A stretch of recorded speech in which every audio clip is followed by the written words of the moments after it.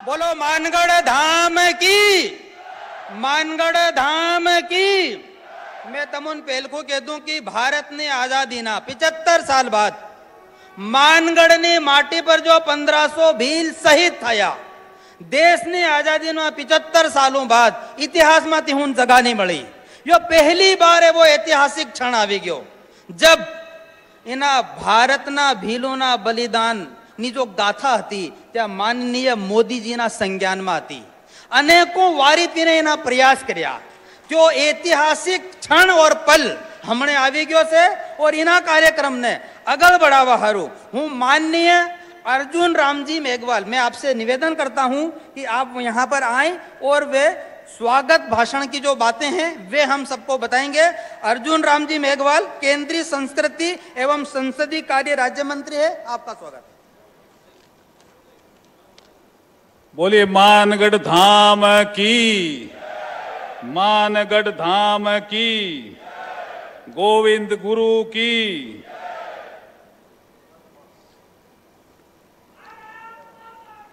पूरे विश्व के सर्वाधिक लोकप्रिय नेता के रूप में प्रतिष्ठित, हम सभी के प्रेरणा स्रोत, भारत के यशस्वी प्रधानमंत्री आदरणीय श्री नरेंद्र मोदी जी का इस पावन धरा पर हम सब स्वागत करते हैं, वंदन करते हैं और अभिनंदन करते हैं। इस सभा में उपस्थित आदरणीय श्री मंगू भाई पटेल साहब, माननीय राज्यपाल मध्य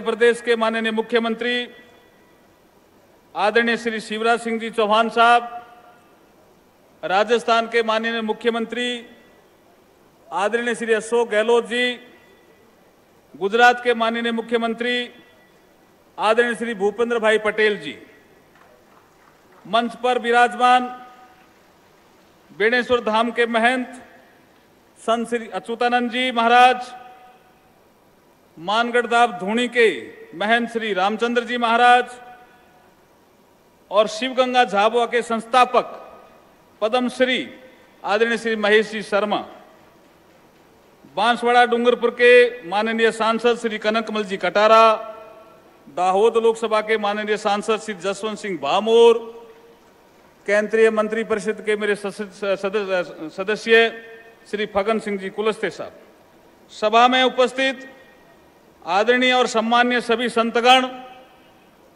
राजस्थान और गुजरात सरकार के माननीय मंत्रीगण, सांसद, विधायक और वरिष्ठ अधिकारीगण एवं इस सभा में उपस्थित राजस्थान, गुजरात और मध्य प्रदेश से आए हुए देवतुल्य आदिवासी भील समाज के माताओं, बहनों, बंधुओं, नौजवानों, भाइयों और पत्रकार साथियों, ये हमारे लिए बहुत ही ऐतिहासिक क्षण है कि आदरणीय नरेंद्र मोदी जी आज इस भूमि को वंदन करने के लिए आए हैं, इस भूमि को प्रणाम करने के लिए आए हैं।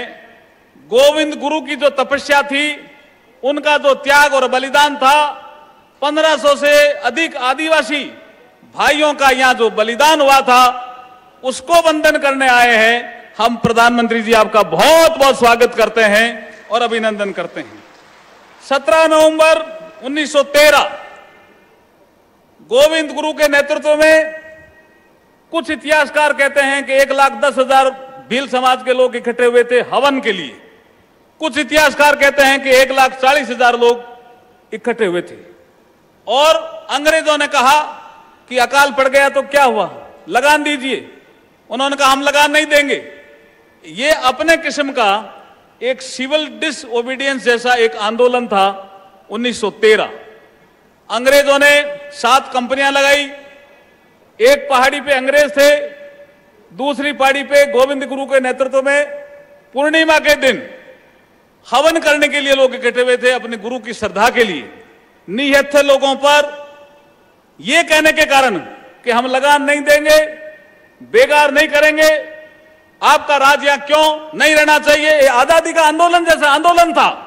उस समय गोलियां चली, 1500 से ज्यादा भील समाज के लोग बलिदान हो गए देश के लिए। यह शुभ अवसर है हमारे लिए नमन करने का इस माटी का, और आप सब पधारे हो इसलिए आपको भी नमन करने का शुभ अवसर है। मुझे अच्छी तरह से याद है प्रधानमंत्री जी कि अभी आजादी का अमृत महोत्सव के दौरान आपने 75 मंत्रियों को 13, 14, 15 अगस्त को विभिन्न स्थानों पर भेजा था, आइकॉनिक प्लेस। मेरी ड्यूटी आपके निर्देशानुसार यहां लगी थी।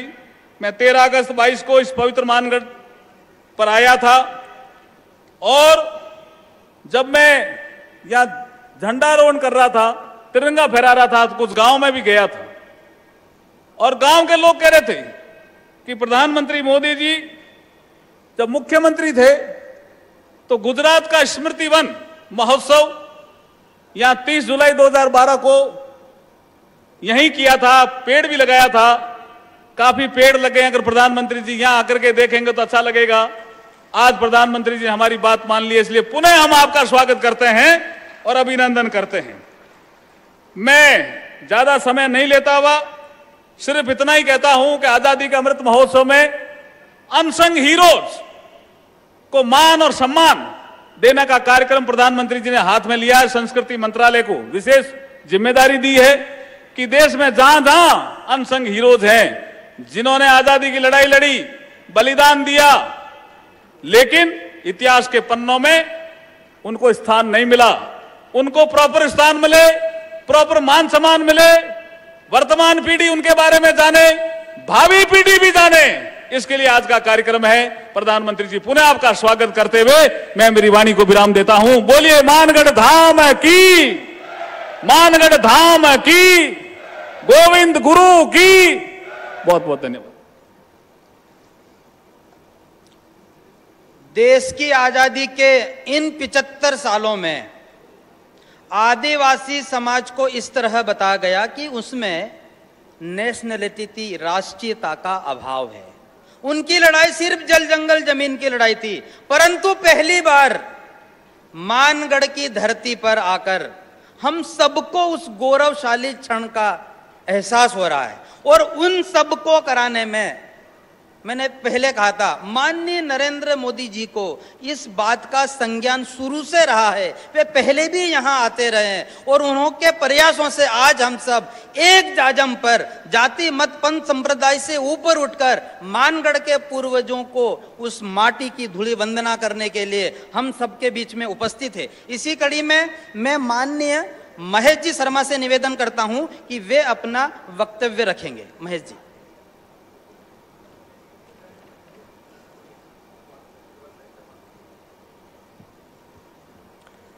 माननीय प्रधानमंत्री जी और इस मंच पर विराजमान मध्य प्रदेश के राज्यपाल महोदय, तीनों प्रदेशों के मुख्यमंत्री और अन्य इस मंच पर बैठे महानुभाव, माताएं, बहनें, सभी को हाथ जोड़ करके मैं प्रणाम करता हूं।